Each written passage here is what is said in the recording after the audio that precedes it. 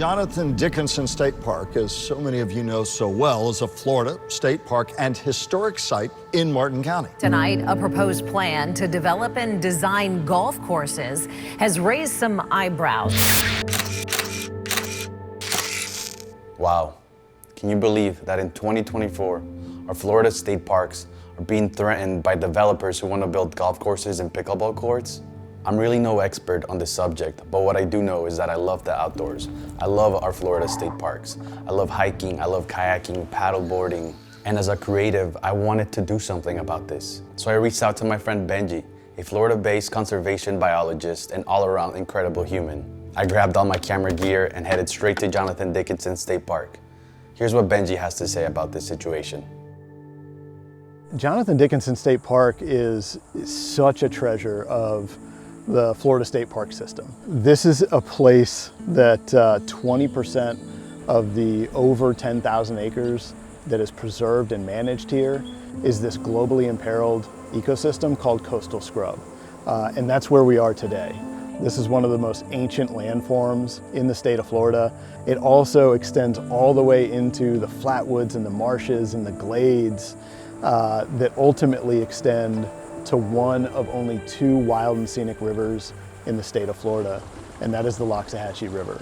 Like everybody, I learned about this plan through a press release through the state, and that press release was really short on details. And then the next day, we received public notice that public meetings would happen a week later, and those public meetings were set for 8 different locations throughout the state to consider amendments to 9 different state parks. These proposals are, at least the press release says, meant to increase public access. This is an unprecedented departure from the way that Florida park system has been managed throughout its history.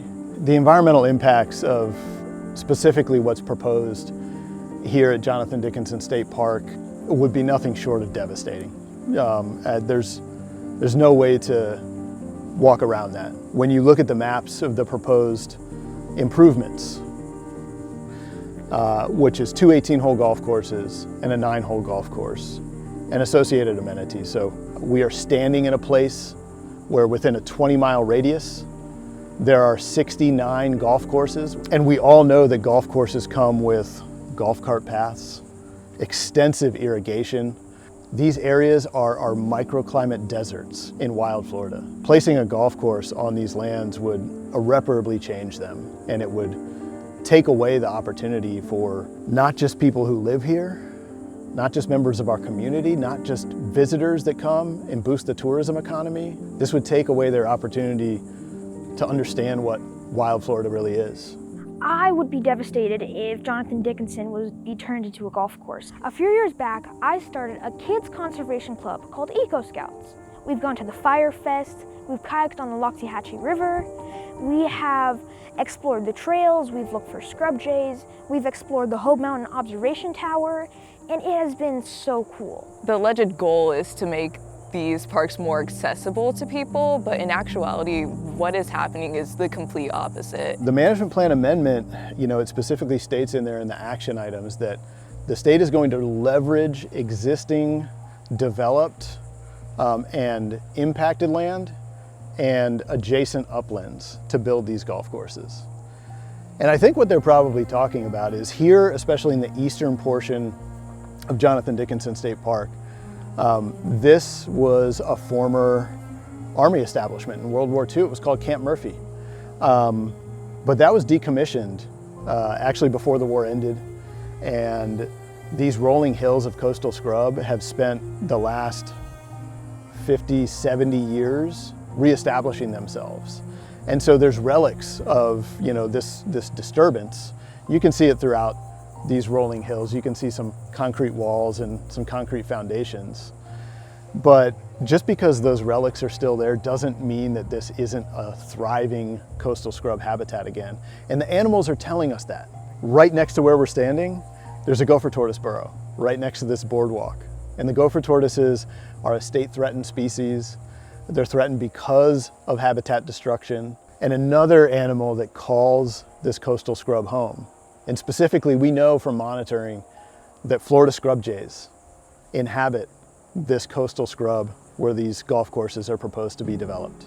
The Florida scrub jay is the only endemic bird to Florida, meaning that this is a bird species that only occurs here. It occurs nowhere else in the world. And the park staff here has done incredible work in managing this coastal scrubland with fire, and we see that because the scrub jays are here. But those scrub jays are also what we call an indicator species. And an indicator species means if that species is there, it's telling you something about the land. It's telling you something about how the land is managed. And another critically endangered species, this is a species that is listed as endangered both federally and statewide, and that is the red cockaded woodpecker. This is a bird species that relies on old growth pine forests. They disappeared from the park 60, 70 years ago. But over the past 10 years, with regrowth of these pine trees, the habitat has returned and park staff has reintroduced this endangered species into the park.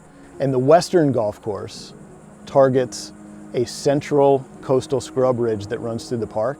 And the polygon that is shown on the map would directly impact reintroduced colonies of this endangered bird. Honestly, the most important thing that we can do as residents, as citizens, as folks that are the very people that our elected representatives represent, is make our voices heard. It's calling your local elected officials. It's calling your county commissioners. It's calling your state representatives and state senators. It's calling your U.S. representatives and senators. It's letting them know that you strongly, strongly oppose these active use plans that have been proposed for state parks around the state.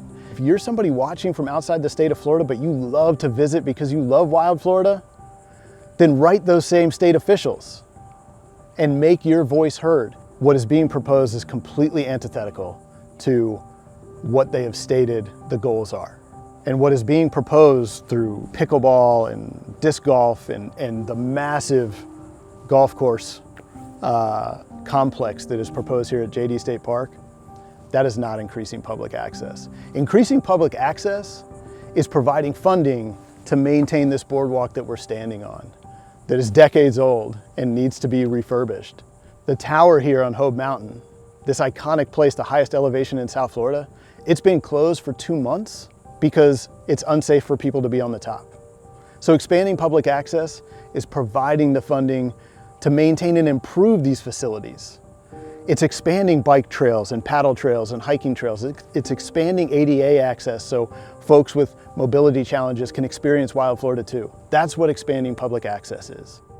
The latest news this morning was that the proposal that was introduced by a nonprofit to create this golf course was withdrawn. But the decision makers in Tallahassee have not said anything about pulling out from this development, and this demands that we continue to take action. Keep Florida wild and save our Florida state parks.